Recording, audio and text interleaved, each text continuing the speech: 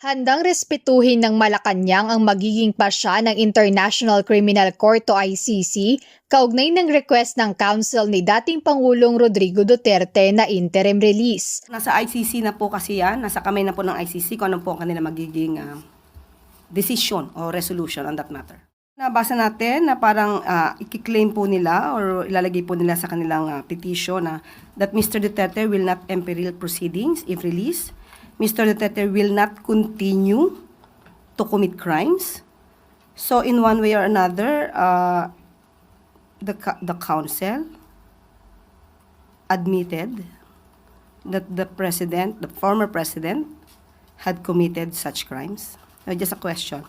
Because they will include that in their motion or petition that Mr. Duterte will not continue to commit crimes. So may pag-amin ba rito?